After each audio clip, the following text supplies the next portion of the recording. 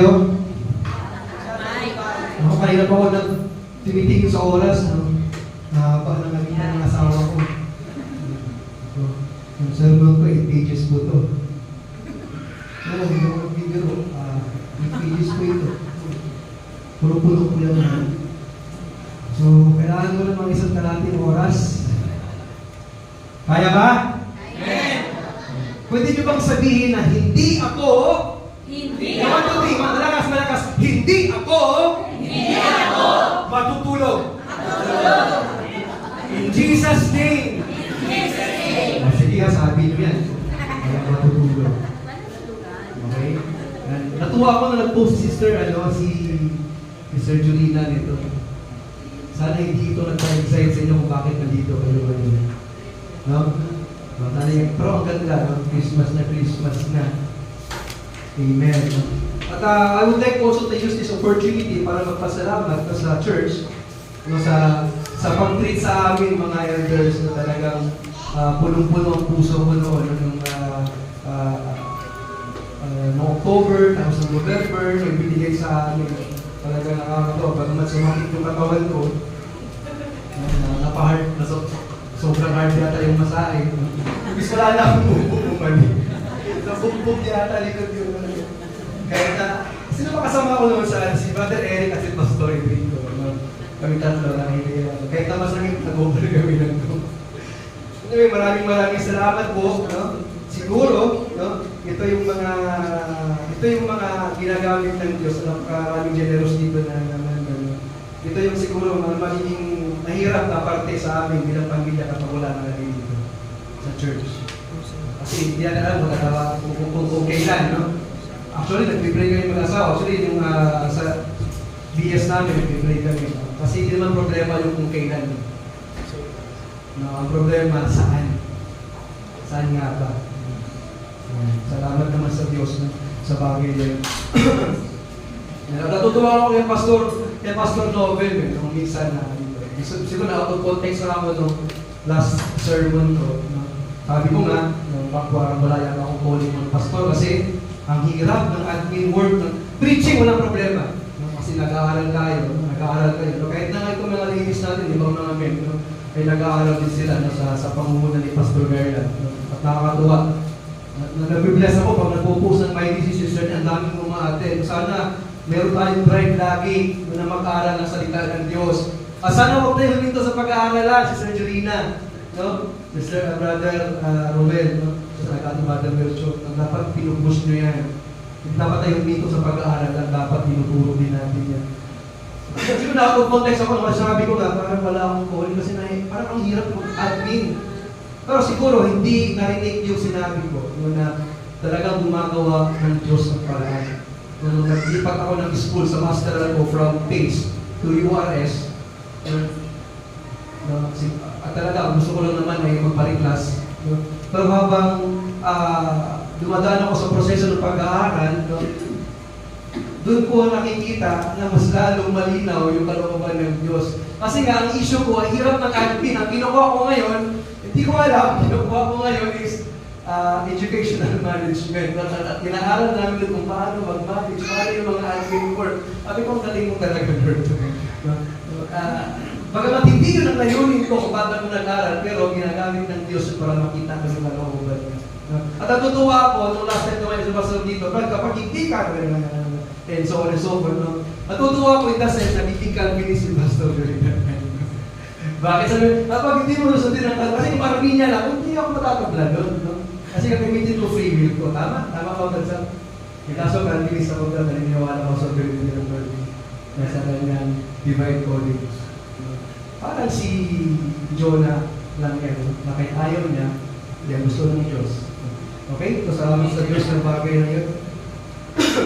Okay, papansinin natin, no? Ang ganda ng church. Bagong pintura, salamat sa mga men, no? Sa pangunguna ni Brother Cholo, at sa mga ladies, ang decoration natin, no? May question ako dito. Anong magpapa-excite sa'yo this Christmas? December 3 na, tama? December na, masaya. Parang masaya yung feeling. Tama po ba? Tama? Masaya po ba kayo? Nakatanggap sa po ba kayo? Nakatanggap na?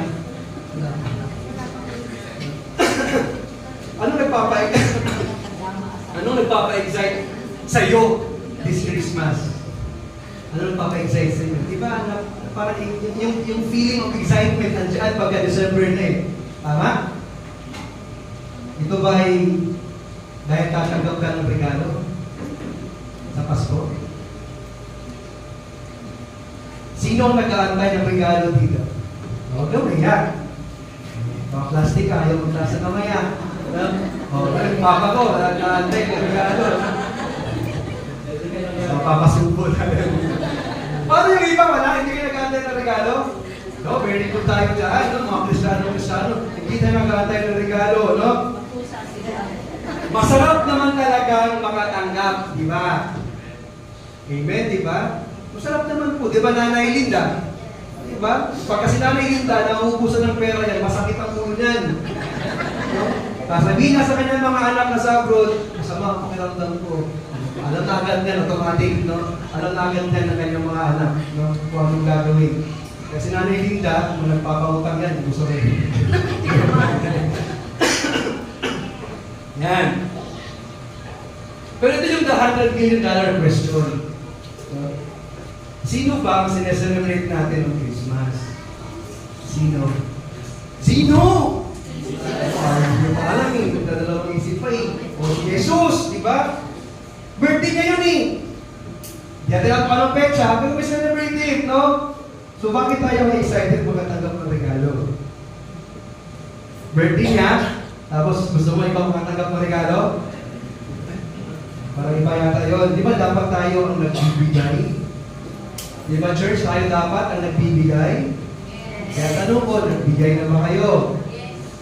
Very good naman tayo dyan, no? Nakapagbigay ka na ba kay Lord? Ang alam ko yung mga teacher, mga 15, 17, no? Tumanggap na. Yung iba, alam ko sila Alice, tumanggap na rin. No? Hindi malilihim yan, no? Eh yung iba, ang saya siguro, no? Kapag ang lahat mo ay faithful pagdating sa bagay na yan, no? Okay. Kung hindi pa, diba? Kung hindi pa kayo nakapagbigay para kay Lord, pray for it. Manalangin ka. No? That God may give you the wisdom to have a generous and cheerful heart. Okay, iba po yung pagiging generous, helping a fellow churchmate or providing sa mga pangailangan ng church, iba din yun para kay Lord. Okay? Bagamat hindi kailangan ng Lord yan, okay, kasi ang Lord naman ang may-ari ng lahat, iba din yan kung magbibigay ka sa Panginoon. Actually, hindi yan ang sermon ko. Christ coming signifies our salvation. Yun yung punto dito. No? Ang pagpaparito ng Panginoon, no, ay nagpapahayag ng kaligtasan, katuparan ng pangako ng Diyos. The child on the manger is the same person hanged on the cross. God sent His only Son to be the atonement for all our sins. While being fully God and yet fully man, Jesus came into the world as an infant to save us all. The question now is, do you know that you are saved? Alam niyo ba na ligtas kayo? Gagawin natin yan, ha? May assurance of salvation ka ba? Wala na. Alam ko lang naligtas ako, balon di ko sure blood. Mamaya, malalaman natin yan. And alam mo ba kung kanino ka iniligtas ng Diyos? Alam mo ba kung kanino ka iniligtas ng Diyos? Kanino? Kanino? Kasaitan ba? Sa Diyos! Iniligtas ka ng Diyos sa kanyang galit. Sabi nila, pag nasa impyerno raw, hindi mo raw mararamdaman ang presensya ng Panginoon doon kasi nasa impyerno ka. Mali! Higit mong mararanasan ang presensya ng Diyos, ang galit niya sa impyerno. Pero kung gusto mo yun, hindi ka mauna doon. No? Sabihin mo sa amin kung ano nangyari. So let us proceed now sa ating text. We have a very short text now para pag-aaralan natin. Umagano. Napapansinin ninyo, di ba? Christmas na Christmas yung ating picture. Pero doon yung Panginoon ginahabol. Ikaw yan, kapatid. Tayo yan. Okay?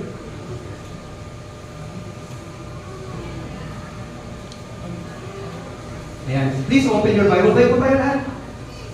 Please open your Bible sa 2 Timothy chapter 1, verse 9. Kung may mga Bible kayo, Bible lahat. Hard copy, hardbound. Wala po akong nakalagay dyan na ano. Isa na naman ako rin tumatayo, so mabukas tayo ng Biblia. 2 Timothy chapter 1, verse 9. Anak na? Kita na?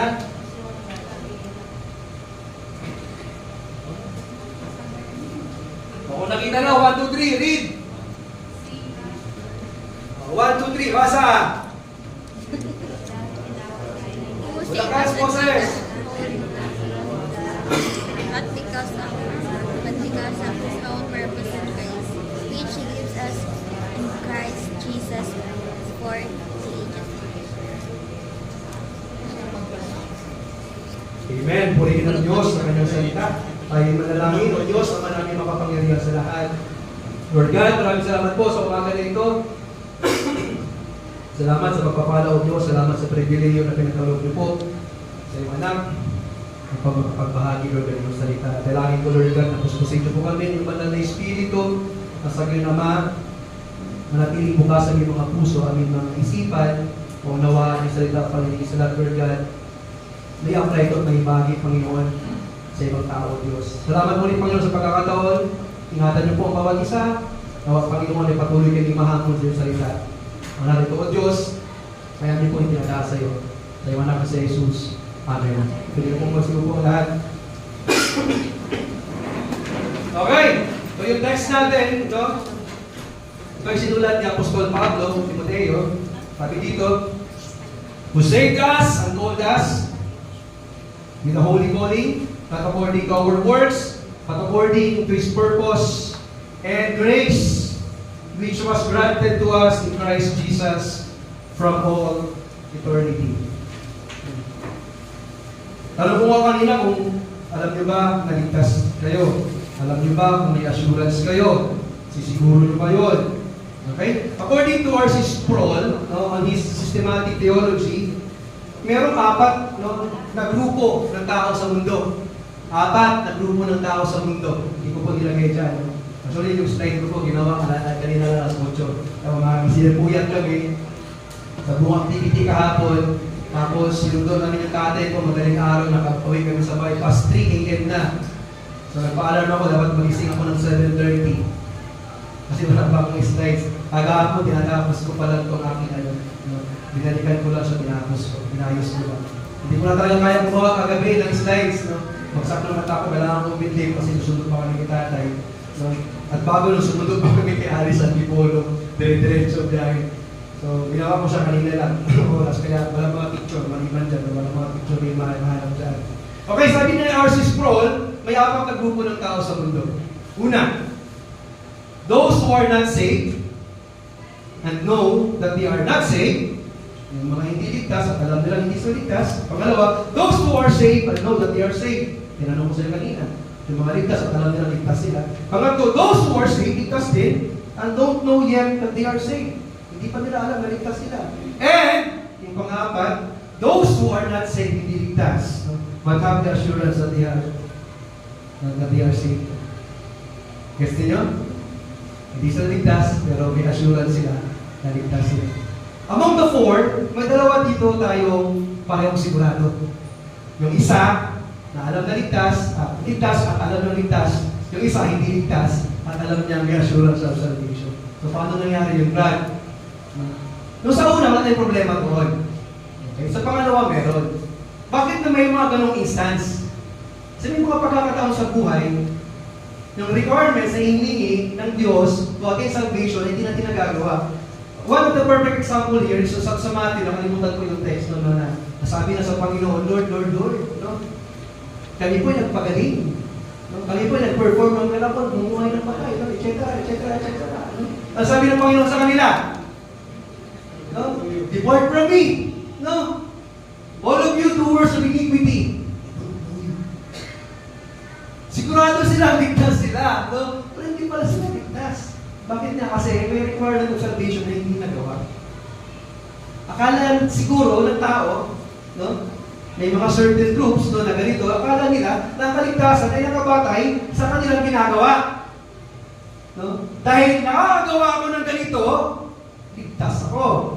Dahil matalino ako, ligtas ako. Dahil mayaman ako, ligtas ako. Hindi ganun yan. Okay? Kaya nga sinasabi ni RC dito, no? Those who are not saved but have the assurance that they are saved. So ano pa pag-uusapan natin ito? Gusto natin, no? Ako, gusto natin kasama ako doon, maunawa natin yung mga prinsipyo ng ating kaligtasan. Baka kasi meron pa dito na ito yung ugat kung bakit kapag tayo ay nagkakamali, nagkakasala, kaya nung tinanong ko, may assurance ba tayo salvation? Medyo hindi natin nasasagot ng mga hindi tayo confident. No? Kasi may mga pagkakataon sa buhay natin, akala natin, nakabatay pa rin ang ating kaligtasan kung ikaw ay nagkakasala o hindi. Di ba pag nagkakamali tayo, pinag-question, hindi na yan ako ligtas. Parang, nagdududa ka lagi, ligtas pa ba ako? Lord, parang ulit-ulit ako nagkakamali Parang lumalayo na ako sa iyo ligtas pa ba ako? Yun ang problema doon. So dito pag-aaralan natin, no, yung 4 na prinsipyo ng ating kaligtasan. Lakas mo maka-4 na prinsipyo ron no? Approve ba yan? Akin lang naman to. Ginawan ko lang yung outline, no? Okay, sige. So yung title natin, My Salvation is God's Word. Pwede nyo bang sabihin na, ito ang kaligtasan ko ay gawain ng Diyos. 1, 2, 3. Ang kaligtasan ko ay gawain ng Diyos. Pakisabi po. Ang kaligtasan ko ay gawain ng Diyos. Amen! Tapos na ang mensahe, no? Ang kaligtasan ko ay gawain ng Diyos. Hindi mo gawain yan. Napag-aralan yan sa pre-encounter, kung di ako nagkakamali. Tayo ay walang kakayahan, ingatan ng ating kaligtasan. Ay bagay ko na ito sa grupo ko. Sa Espiritu.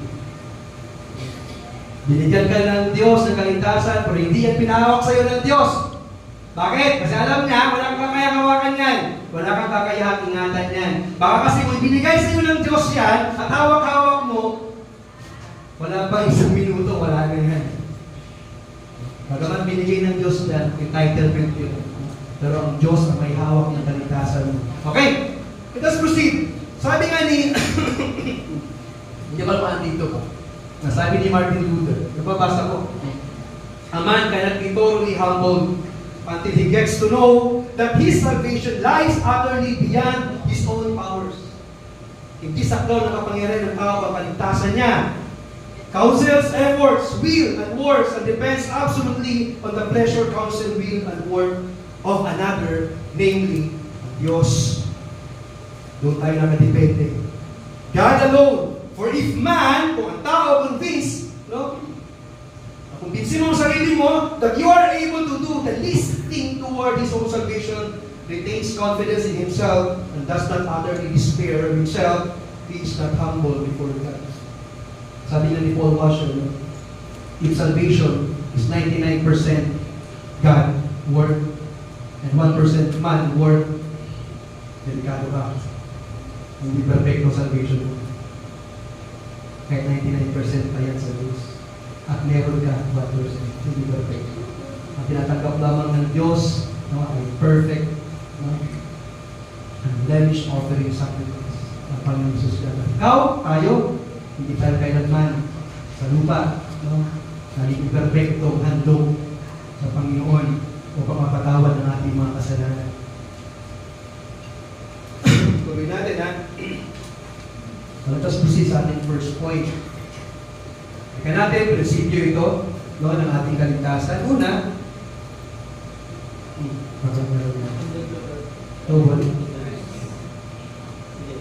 yan. Lumabas na pala yung kanina.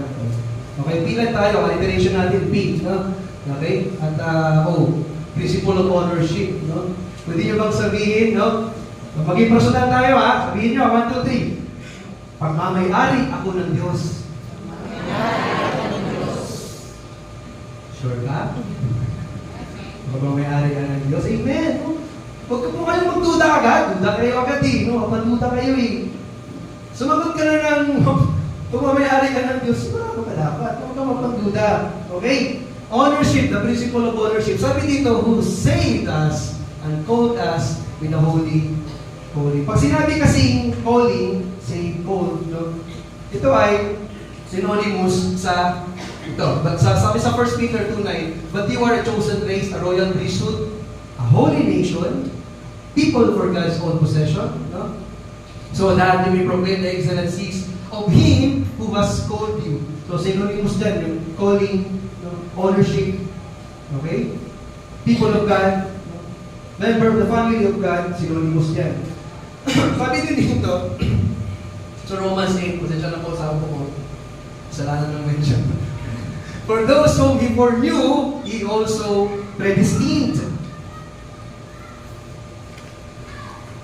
And to be conformed to the image of His Son, in order that He might be the firstborn among many brothers. And those whom He predestined, He also called. And those whom He called, He also justified. And those whom He justified, He also glorified. So malinaw dito, ang Diyos, lahat ang kumilos. Diyos lahat ang kumilos para sa ating kaligtasan. The phrase holy calling appears in the Bible just one time.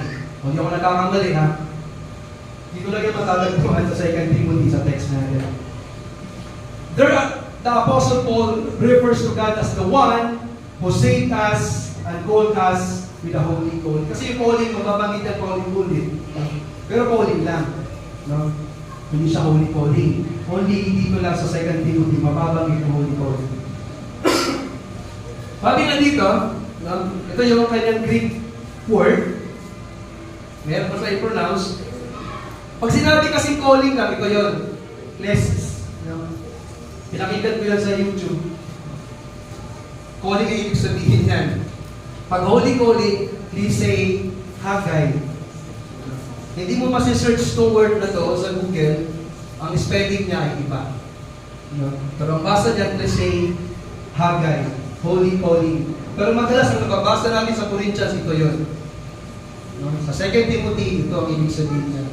Holy calling. The context makes it clear that this holy calling is part of God's work of salvation through Jesus Christ.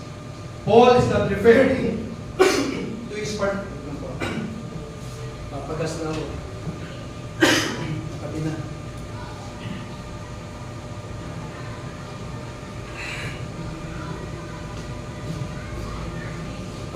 Paul is not referring to his particular calling to be an apostle as in 1 Corinthians.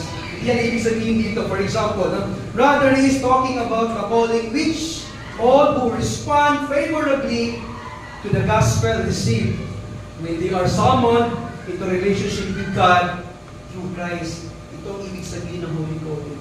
When you receive the gospel, when you heard the gospel, understood the gospel, ito ang ibig sabihin ng holy calling. When a person say yes to the gospel, choosing to trust God's grace in Christ, that person has a holy calling. Ang ganda pakinggan. Lahat pala tayo ay may banal na pagkatawag. Bakit? Kasi we say yes to the gospel, the invitation of the Lord.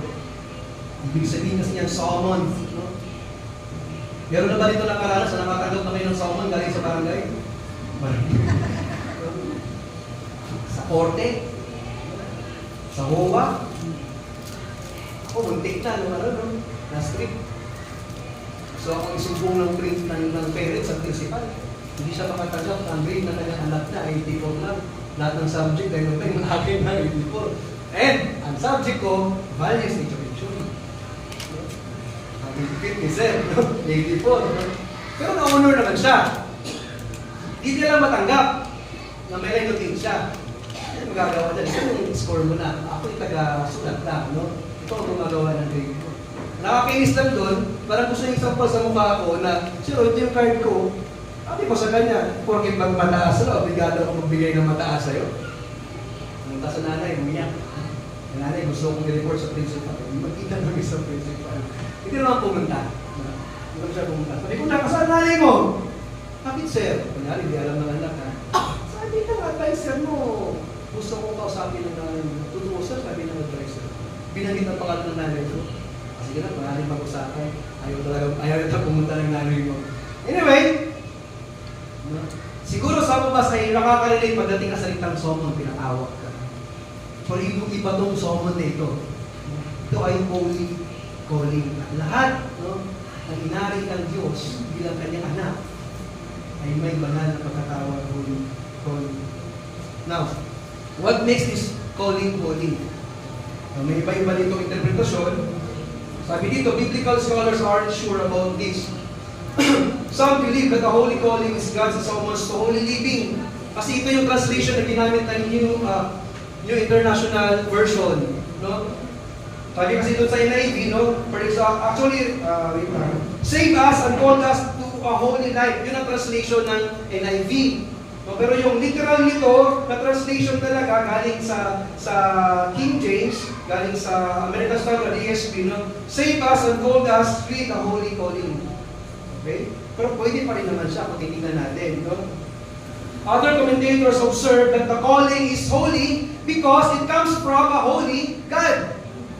No? Kung napatawag sa iyo ay si barangay, chairman, Kuya Tom, hindi holy calling yun. Kabahan ka, baka may atraso ka. Baka nareklamo ka ng kapitbahay. Pero holy calling to kasi yung tumawag sa iyo ay banal na Diyos. Okay? Yan ba natawag ito na ninanamnam ninyo, no? Na tumawag sa akin ay banal na Diyos. Dumating pa kayo sa punto ng inyong buhay na nararamdaman mo yun, meron kang ganung reflection, wow, Lord, no? Na-amaze ka na lang. Banal na Diyos ang tumawag sa iyo. Hindi lang basta-basta kung sino. Surely the source of our calling helps to explain its holiness. But I wonder if Paul uses the unusual phrase, holy calling, to emphasize the uniqueness of the calling we receive from the Lord. Remember that the Greek word, kanina, as a common word meaning invitation, you are invited, iniimbitahan ka ng Diyos. No? Greek-speaking Christians in the first century had lots of callings. Mababasa natin ito sa page yan ni Brother Eric, tama ba ako, Brad? Yung iba't ibang parte ng bahagi. But only one was uniquely special because only one came from God and led to a life lived in a relationship with God. Kung may relasyon ka sa Panginoon ngayon, may banal kang pagkatawag. Yun lang yun. Sabi nga ni R.C. Sproul, meron tayong dalawang uri ng pagkatawag. There are two types of calling. May sinasabi niya, inward call, outward call, and inward call. Pag sinabing outward call, ito yung preaching the gospel. Lahat napapakinggan outward. Even those who will reject it, napapakinggan pa rin yung gospel. Tama? Sa social media ngayon, pwede tayo mag-post and link. And whether they like it or not, makikita nila yun. Okay? Kahit iisipan nila, mababasa nila yun. Okay? Yun ang outward call. But this outward call, no, ito yung preaching of the gospel as the vehicle, instrument, no, to inward call. Yung mga tumatanggap sa Panginoon, yung nakaranas ng regeneration, yun yung inward call at tayo yun. Tayo yun. Sabi sa Luke 24:45, then He opened their minds to understand the Scripture. Ibig sabihin, ang Diyos ang nagbubukas ng isipan ng tao upang maunawaan ng tao ang kanyang salita. Kailan ito nangyari? After the resurrection. Yung kanyang mga disipulo, hindi pa rin nila naiintindihan kung anong sinasabi ng Panginoon. Binanggit niya na, binalikan niya ulit, no? Darating ang isang tagapagligtas, no? Mamatay siya sa krus, sa pangatlong araw, mabubuhay siya muli. Nangyari nga, sinuksan ng Diyos sa kanilang isipan upang maunawaan nila sa salita ng Diyos. Kahit gaano ka pa katalino, kung hindi mo buksan ng Diyos ang isip mo, hindi mo maunawaan ang kanyang salita. Sabi din, no? Sa John 10:27-28, my sheep hear my voice, and I know them, and they follow me. Alam ng mga karnero ng Diyos, ng Panginoon, ang kanyang boses. Napanood nyo na ba sa YouTube yung ano ba tawag yun? Heard ba tawag yun? Heard of sheep? Tama ba yun? Anong tawag ng mga tao? Bigyan ayaw. No? Pero yung kanyang pastor na tumawag sa kanya, alam na busy lang. Alam ng mga karnero. Even yung mga tupa o Moses ng kanilang pastor. At ganoon din ang Panginoon. Alam ng Panginoon kung sino ang sa kanya.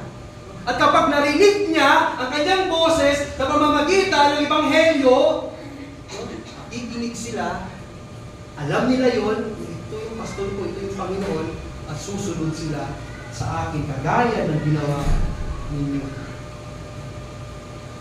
Hindi ikaw sumunod sa Panginoon dahil matalino ka, maunawaan mo agad ang salita niya.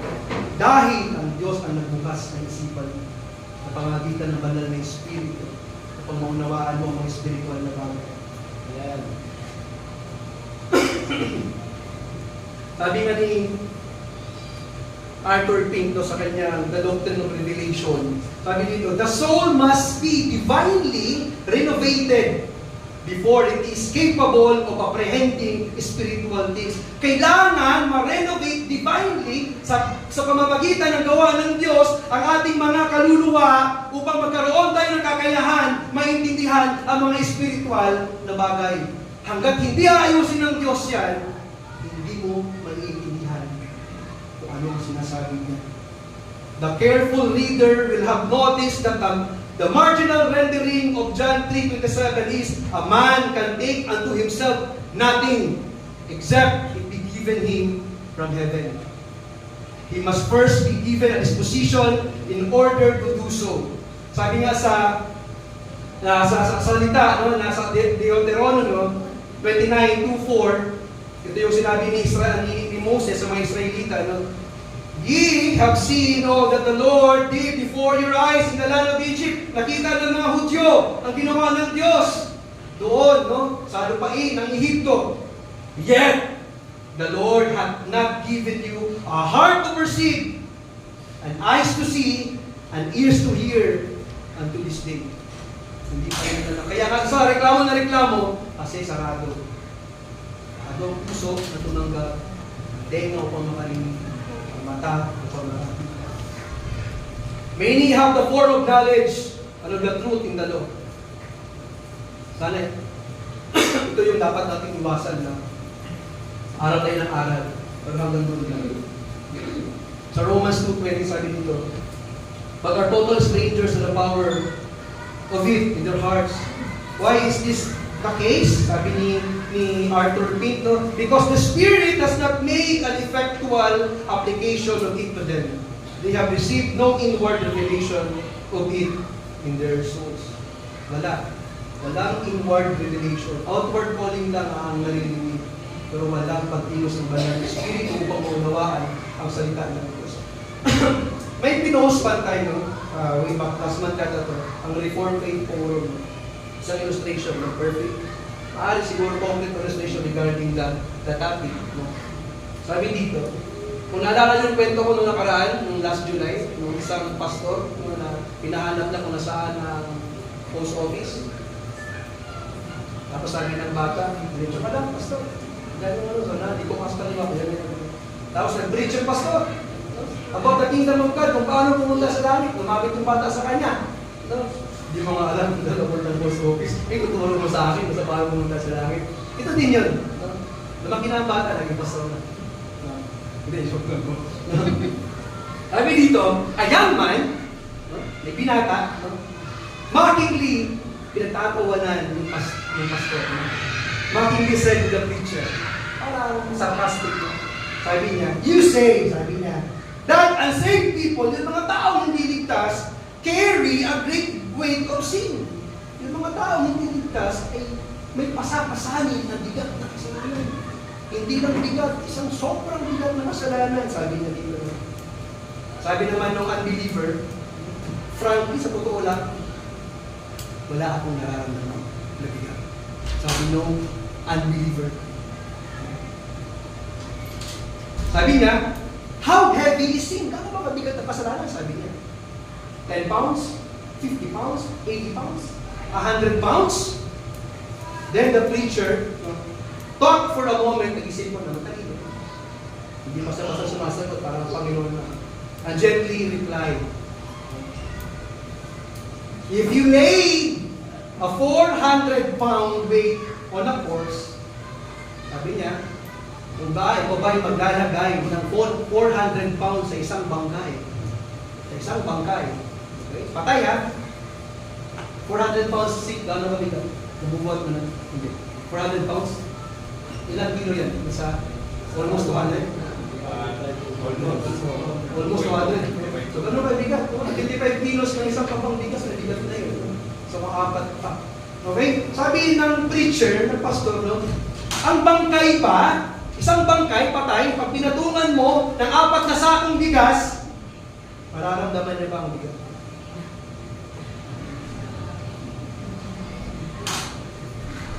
The young man was quick to say, of course not. Siyempre hindi. Hindi sabi ng pastor, the person who doesn't know Christ is equally dead. And though the load is great, he feels none of it. Kapag you are spiritually dead, hindi mo rin mararamdaman yun. Yan ay tinuturo sa atin sa doctrine of total depravity. Tayo ay nahiwalay sa Diyos dahil sa kasalanan. Okay? We are all spiritually dead. The Bible reveals that we have a holy calling. Our calling is holy because it comes from a holy God. It is unlike any other summons we receive in life because of its source and origin, ang Panginoon. And it offers a relationship with God through Christ Jesus. In a unique way, God has called us to Himself to serving others in His name. The application natin, holy calling, focuses on the extraordinary invitation you have from God. The summons into a relationship with God through Christ. Take some time to consider how you have responded to this invitation in the past. Naalala niyo ba ba? Yung unang tinawag kayo ng Panginoon, nag-say yes ba kayo agad? Tanda niyo pa ba? Nakailang altar call kayo. Diba, ng mga una, pag na-attend ka sa, depende kung anong church, may mga altar call kayo, paasa ka kayo, pag-pray kita, kapatid. Gusto mo kang kapatid ng Panginoon, taas mo kami mo, pag-pray kita, kapatid, bakit ko sa altar? Tinanggap ko ba agad ang Panginoon ng huling tayo? Thank God for calling you, for making you His own people. Salamatan natin ng Diyos, no? Kaya tinawag niya tayo. Kung sigurado kayo, tinawag tayo ng Panginoon, magpasalamat tayo sa Kanya. Kaya tayo ay inarin niyang ganap na sa Kanya. Pagmamay-ari tayo ng Diyos. Kung di mo bang tanongin ang kapatid mo, kapatid! Tanongin mo sa kaliwa. Kanan, yung kapatid. Sigurado ka ba? Na tinawag ka ng Diyos? Anong sagot? Sagot mo sagot. Yes, amen, dapat. Amen, dapat. Parang nalala ko ng seminaryo ako dati, first year ako. Binuli ako ng formator ko, spiritual director ko. Kaya medyo ano siya, hindi siya makaporma sa akin kasi kaibigan niya yung tita kong madre. Baka isumbong mo siya. Tinatawag niya ako sa office niya. Sinausap pa si spiritual direction, may counseling. Pero hindi counseling ginawa sa akin yung pare. Sabi, sigurado ka ba na ang Diyos tumawag sa'yo? Baka sa manas. Bagay naman. Kaya nagpalit ako ng spiritual director, matipisod ako dito. Galit na galit sa akin. Hindi mo alam kung bakit siya galit sa akin. Nalaman na lang namin yung may relasyon na po siya. Classmate ko. Lagi niyang nilalabas tuwing kami. At hindi mo yung madaling araw, okay lang matulog. Anyway, dapat sigurado tayo na tayo tinawag ng Panginoon. I'm going to use the words, the very words of my former formator, no? Baka sa Satanas tumawag. Sana hindi po. No? Okay, next point tayo, next point. Bilisan ko na po ito ha. His purpose. Kung bakit ka naligtas, layunin ng Diyos yun. Dito ako pinaka-nahirapan. Ano ba talaga layunin mo? Bakit mo kami niligtas? Sabi naman, ikaw gumawa ng outline. No? Anak, ikaw gumawa ng outline mo, malindigan mo yan. Okay, principle objectivism. Objectivity. Sabi nga dito, no? Ako nagtuturo ako sa grade 10 ESP. No? Yung the characteristic of moral law. Likas batas moral.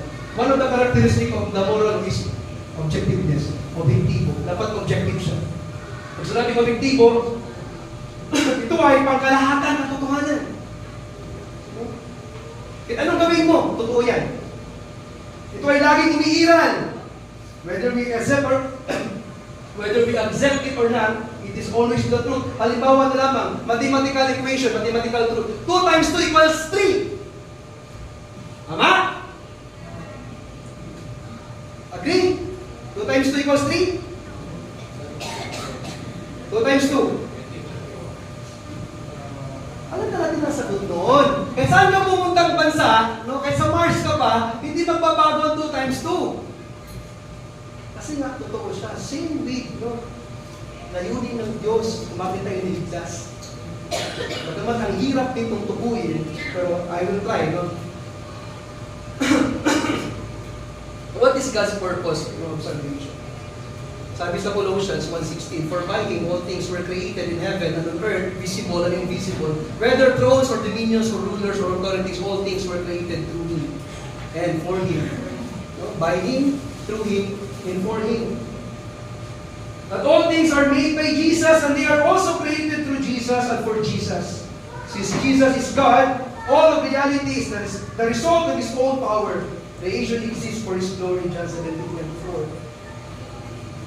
Paul would use similar words in Romans 11:36, saying, for from Him and through Him and to Him are all things, to Him be glory forever. Amen. Lahat ng ilikha, inikha ng Diyos, pamagitan ng Diyos, pamagitan ng Jesus, at para kay Jesus. Sa Ephesians 1, ito lang to justify no, the objectivism, no, the principle of objectivism, yung sinasabing purpose ng Panginoon. Sabi dito, He predestined us for adoption to Himself as sons through Jesus Christ according to the purpose of His will. To the praise of His glorious grace, with which He has blessed us in the Beloved. 11, in Him we have obtained an inheritance, having been predestined according to the purpose of Him who works all things according to the counsel of His will. So that we were the first to hope in Christ might be to the praise of His glory. In Him you also, when you heard the word of the truth, the gospel of your salvation, and believe in Him, were sealed with the promised Holy Spirit, who is the guarantee of our inheritance until we acquire possession of it to the praise of His glory. So ang layunin ng Diyos kung bakit na tayo niligtas ay para sa Kanyang paliwanagan. And I don't know why. Kailangan ba ng Diyos ng karagdagan ng luwalhati ng glory? Hindi. Pag ito sinasabi sa Biblia, sa chapter 1 ng Efeso, all for His glory. Siguro pag nasa langit na tayo, pwede tayo magtanong, bakit? Ba't kailangan mo pa ng kaluwalhatian? Ba't kailangan mo pang maluwalhati sa kaligtasan natin? Kulang pa ba? Hindi ganun na. Hindi ganun, okay? God's purpose can be seen in 2 ways. No? Una, God's works of salvation, adoption, grace, according to the counsel of His own will, Ephesians 1:11. Ang pangalawa, God's purpose can be understood to be a mystery. Ito lang, pwede natin malaman. In other words, we may not fully grasp why God chose to be glorified in the salvation of sinners through the death of His Son. Yet, that's what Ephesians 1 clearly shows. Hindi natin alam kung bakit gusto ng Diyos yun.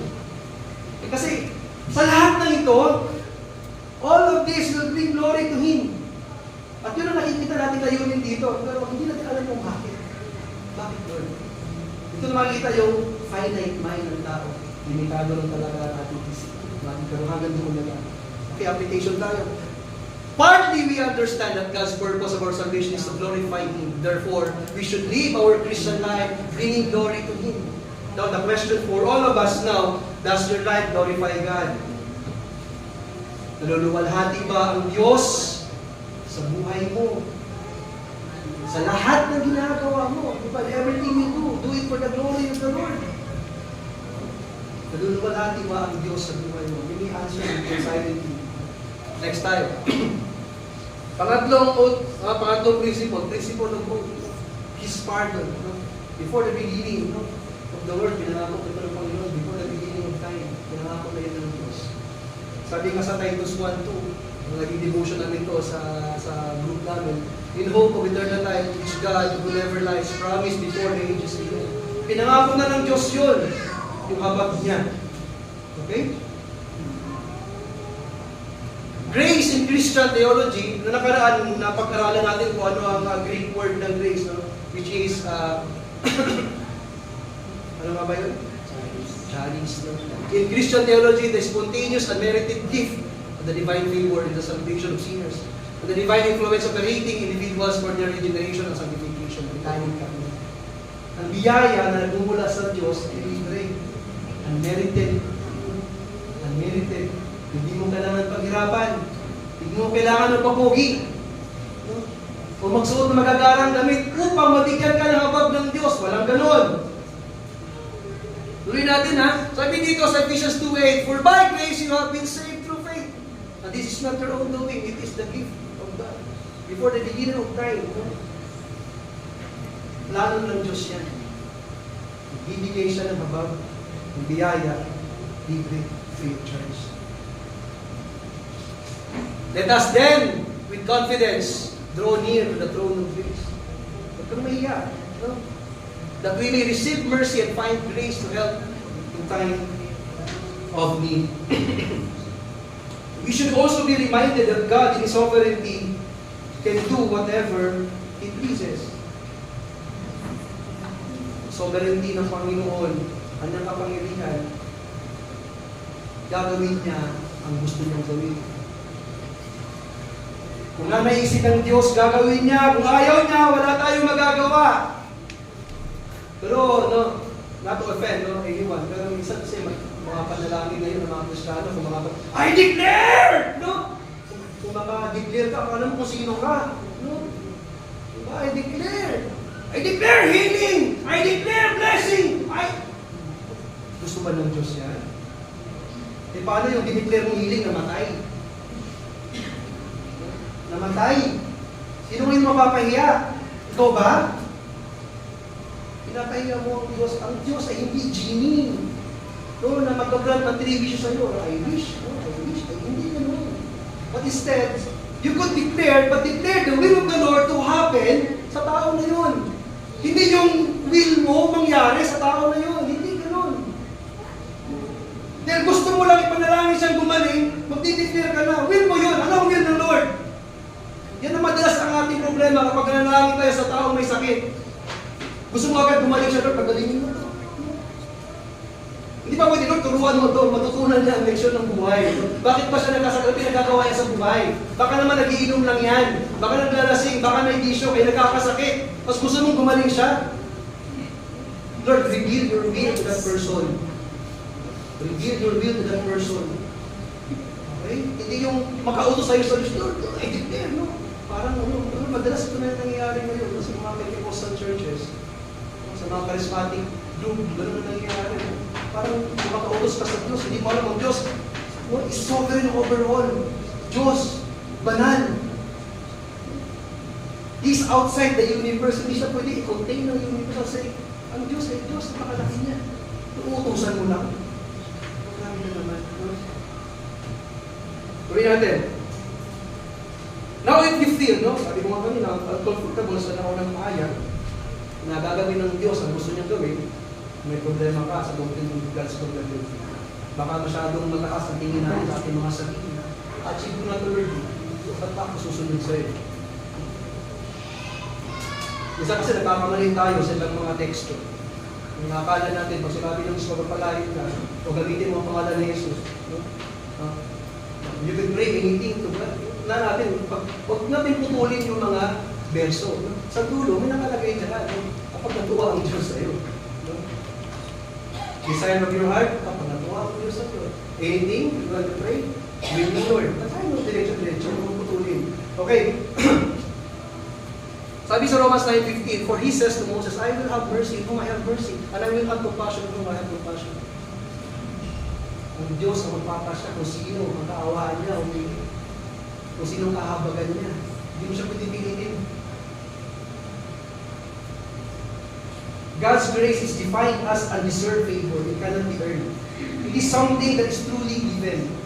And we are so blessed because we are one of the few who receive this undeserved favor. The good news of our salvation from sin and restoration to God in Christ by the Spirit is the central focus of the Bible.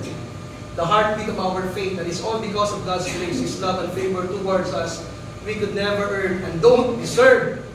God chooses to love us, to accomplish salvation for us, and to offer salvation for us. Application tayo. Grace, sabi ito ni J.C. Ryan, no? Grace shakes a man out of his selfishness and make him feel for the souls of others. Dapat, ganun. Diba? Sabi ni R.C. Sproul, a true understanding of grace always provokes a life of gratitude and obedience. Now, at sinasabi ko, we have received an unmerited grace free of charge. Make that grace known to everyone. Yan ang hamon ko sa inyo. Make that grace known. Natanggap niyo ba yung grace? Libre yun, walang bayad. Habag ng Diyos. Now, ibahagi ko sa iba. Pakilala ng Panginoon sa iyo. Okay? Last principle tayo. The only Son principle. No? His peacemaker. Pag sinabing the only Son, the only way, the only truth, and the only life. Which was granted to us in Christ Jesus from all eternity. Ito yung text natin. Before the beginning of time, sa ibang translation, pag sinabi from all eternity, before the time began, before the world began. Sabi dito, sa John 14:6, Jesus said to him, I am the way, the truth, and the life. No one comes to the Father except through me. Walang sino man makakapunta sa aking tatay, kundi sa pamamagitan mo lang. Sabi ni Jesus. Sabi niya dito sa John 6:44, no one can come to me unless the Father who sent me draws him. And I will raise him up on the last day. Bagamat ang Jesus, ang daan, ang katotohanan, ang buhay, at walang makakapunta sa tatay niya, sa pamamagitan niya, wala rin makakapunta sa kanya kung hindi ito dadalhin ng tatay niya sa kanyang anak. Kita niyo ang pagkilos ng salvation dito? Wala kang bahagi, kapatid. Ang Diyos lahat ang kumilos. Sinasabi mo, nag-decide ka to accept the Lord. It is because the Holy Spirit already worked in you. That is the inward. And you could use yung free will mo doon, na-override na. Kasi ang connotation ng free will is stubborn will or human will. Pero yung free will na ginagamit natin ngayon, tinatawag na God's will. Pansinin mo, pag sinusunod mo ang Diyos, ginagawa mo kalooban niya. Diba? Punong-puno ka ng kagalakan kahit may hirap sa buhay. Pero kapag sinusunod mo yung will mo, outside the will of the Lord, problema lagi yan. May plano, hindi mo siya nangkuni sa Panginoon. Human will, free will. Pag may problema. Pero pag ginagawa mo kalooban ng Diyos, punong-puno ng kagalakan yan at kapanatagan. Ito sinasabi dito. Ang Panginoong Hesus ang daan, ang katotohanan at ang buhay. No? Pero hindi ka rin pwedeng lumapit sa Kanya kung hindi ang Diyos ay palapit sa iyo, sa Panginoon. At nakakatuwa, nandito pa yung lahat ngayon. Ibig sabihin, no, ang pagkilos ng Diyos sa atin, tunay, nagawain niya lahat ng kaligtasan. Lord, lumapit ako sa iyo dahil alam ako ang nagdala sa iyo sa akin. Simple as that. No? Sana ba? Okay. The Old Testament is very clear about this. One of the major prophets in the Old Testament, the prophet Isaiah, prophesied about the coming of Christ and His suffering. Kasi the old principle, no, is peacemaker, no? Ang ibig sabihin nito, yung divine atonement of Christ, yung pagbabayad ng substitution. Siya ang pumalit sa iyong mga ginawang pagkakasama. Siya naging penalty, kabayaran sa iyong pagkakasama. Kung babasahin natin ng, hindi ko na babasahin ito kasi medyo mahaba. Buong, I encourage you to read buong chapter 23 na Isaiah. Subukan nyo, iiyak nyo. Chapter 53 ng Isaiah. Kung ano yung pinagdaanan ng Panginoong Jesus para lang maligtas tayo lahat. You read it. The work of Christ on the cross is perfect. Pagbibigay na ng kanyang buhay, ang pagbubuhos ng kanyang dugo, perfecto yun. His atonement is incomparable. Walang sinuman ang pwedeng gumawa nun kundi siya lang. His righteousness overflows. Kaya nga tayo ginawang matuwid sa harapan ng Diyos. The imputed righteousness. Yet we are worried still. Nag-alala pa rin na kahit ito ay totoo na, puno pa rin tayo ng pag-alala. When we face with the question if we can lose our salvation, mawawala ba ang kaligtasan mo? Umawa ka sa Panginoon kapatid. Sabi nga ni John MacArthur sa kanyang podcast na napakinggan ko ng isang araw. The idea that you could lose your salvation is a lie. Kung iniisip mo na mawawala ang kaligtasan mo ay kasi nangalingan niya. Salvation is forever. Salvation is eternal. There's nothing that can separate us from the love of Christ. Wala. Diba? Pangawakan mo yun, wala. Ibig sabihin, nothing can separate. Even sin will not separate you, separate us from the love of Christ. Walang sinuman at walang anuman. Jesus said in John 6, all that the Father gives to me, come to me, and I will lose none of them, but raise them at the last day. So if you are saved, it's forever. That faith cannot fail, because that faith is not it's not your faith, that's a gift of God who's given it. Ang Diyos na nagbigay ng pananampalataya sa atin. At siya rin nagdadagdag sa araw-araw. Ibig sabihin, wala talaga pag-aakit tayo sa langit. Abay ito mga natin. Ba't ka nandito? Sabi ng Panginoon eh. Wala kang pwedeng sabihin doon na ay, may pananampalataya ko sa iyo. Perfect. Ang pananampalataya ko sa iyo, may ganap. Naglilikod ako sa iyo, sumakanta ko at may book. Kaya ko tumutog ng base at lead. Dahil wala ang isa. Galing na ito kayo. Hindi talaga. Ganun talaga ang gawain ng Lord. Hindi mo ba sabihin niya sa harapan ng Panginoon, no? Pagkos, pangarap ko sa Diyos, nagaya na Isaiah, na nakita niya kalawalatian ng Diyos. Ganon din si Peter. Kung nakita niya, ang dami nilang kuwang isda, ano sabi ni Pedro, Lord, depart from me, I'm a sinner. Same humility, no? Ang ating dadalhin pagdating natin sa langit. Ba't ka nandito? Dahil sa ito. Ikaw lang. Wala sa akin. Okay? Yan, application na tayo.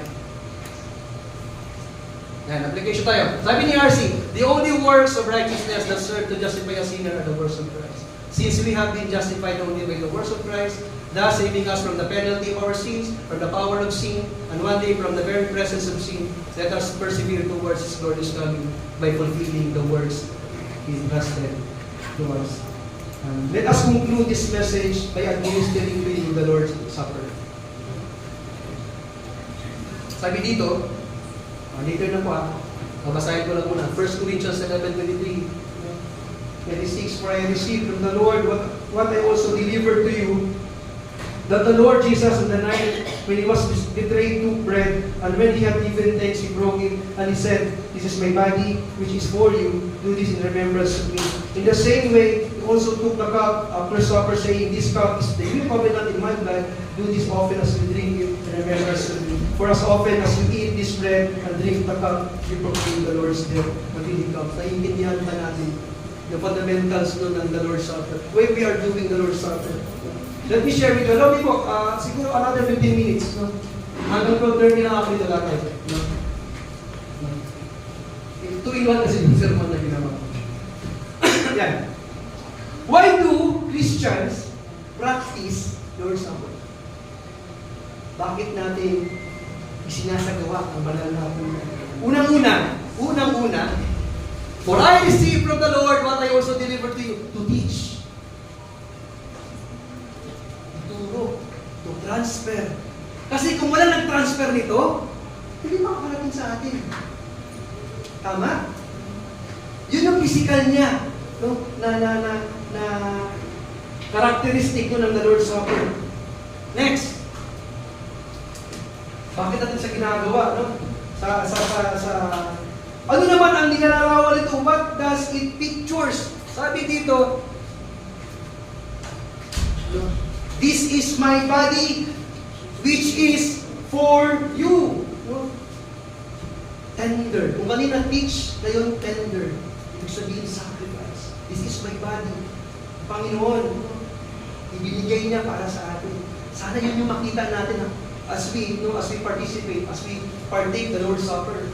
Sana yung makita, hindi ito tradisyon lang na ginagawa natin. No? Mema lang, na makasunod lang sa ordinansa.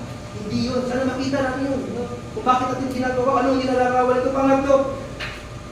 Pangatlo, ano ang mga layunin nito? What is its purpose? Unang-una, Thanksgiving. Ang Panginoon nagpasalamat. At yun yung panawagan sa atin, magpasalamat sa Kanya. Kasi hindi dahil sa Kanya, ikaw tayo lahat ngayon. And when He had given thanks, He broke it and said, "This is my body, which is for you." Pangalawang purpose, do this in remembrance of me. Sabi dito, think of. Makaliterate lang ako, think of. Remember. Alalahanin mo, as we partake, dapat ginagawa natin, inaalala natin yung ginawa ng Panginoon. Ginagawa ba natin every first Sunday yun? As we partake the Lord's Supper. At panghuli, ano sinasabi dito?